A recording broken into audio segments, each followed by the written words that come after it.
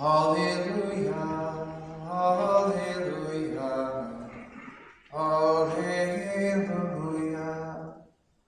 alleluia.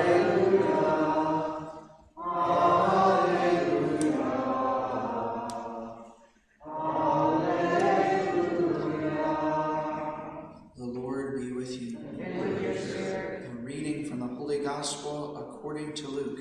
Glory to you, Lord. As Jesus drew near Jerusalem, he saw the city and wept over it, saying, "If this day you only knew what makes for peace, but now it is hidden from your eyes. For the days are coming upon you when your enemies will raise a palisade against you. They will encircle you and hem you in on all sides. They will smash you to the ground and your children within you. And they will not leave one stone upon another within you, because you did not recognize the time of your visitation." The Gospel of the Lord. Praise to you, Lord Jesus Christ. So today we continue reading through the book of Revelation, and we're in chapter 5 today. So chapter 4 and 5 is a depiction of the liturgy that goes on always in heaven. As we mentioned yesterday, it's a very ancient Jewish belief that when they would go to the temple was modeled after the heavenly temple. And so when people would go to the temple to worship, it was like they were participating in the worship of heaven, right? Just like we still have in the Mass today. Yesterday we saw the throne of God and the 4 living creatures and the 24 elders, and today it comes to a culmination with the appearance of the Lamb and the scrolls. 28 times in the book of Revelation, Christ is called the Lamb.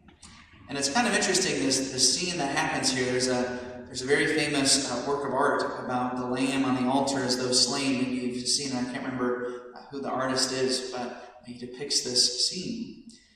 And there's a couple of really interesting things about it. First of all, there's this scroll. So chapter 4 ends with the angels surrounding the throne of God, and then chapter 5 begins with the man on the throne holding this scroll that had writing on both sides of it. Right? So it might remind you of the 10 Commandments. When Moses received the 10 Commandments from God, he wrote them down on 2 tablets, and the writing was on both sides of the stones. So the scroll represents the Old Testament, or the Old Covenant, in a certain sense. There's also an appearance in the prophet Ezekiel, where Ezekiel is talking about the judgment of God that's about to come down upon Israel. And he likewise is handed a scroll with writing on front and back. So the scroll represents the Old Covenant. It represents all of divine revelation, right, in a certain sense that only makes sense in the coming of Christ. Christ basically unveils or reveals the meaning behind the Old Covenant and the Old Testament. The early church fathers, they used to say that the Old Testament is revealed in the New, and the New Testament is hidden in the Old. And Christ is the key that unlocks all of it. And so he is the only one who is worthy to break open the seals and of the scroll. So it's kind of an interesting image there. It's also a really beautiful poetic image where John is wondering, who's going to open up this scroll? And he's told the Lion of the tribe of Judah, right, the root of David. In other words, Christ. And so when he turns, right, to see this lion, instead he sees a lamb. So Christ is not only the Lion of the tribe of Judah who conquers over evil and over death, but he's also the innocent and humble lamb who stands on the altar as though he's been slain. So there's this beautiful poetic image. Over the next couple chapters of the book of Revelation, we'll see that as Christ opens up this scroll and the 7 seals are basically released, and they're 7 seals of judgment. Right? They represent the judgment that is going to come down upon Israel as a result of not being faithful to the covenant that God made with them throughout the Old Testament. And so finally, this scroll, it's almost like a representation of the covenant that God made with his people.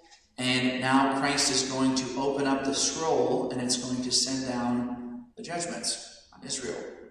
This is based on a famous image from the Old Testament when God made the covenant with the people of Israel. There's the famous scene that you can read about in the book of Numbers and Deuteronomy, where Moses basically had some of the tribes stand on one mountain, and the other half of the tribes stand on the other mountain. And he made this covenant with them. And he said that if they were faithful to the covenant, they would be blessed, but if they were unfaithful to the covenant, there would be various curses that would come down upon Israel. It's a foreshadowing of what happened to Israel in 587 BC when the temple was destroyed, but also what happened again in 70 AD, when once again, because of the infidelity of the people living in Israel, they were taken over by the Roman soldiers and they burned the temple to the ground.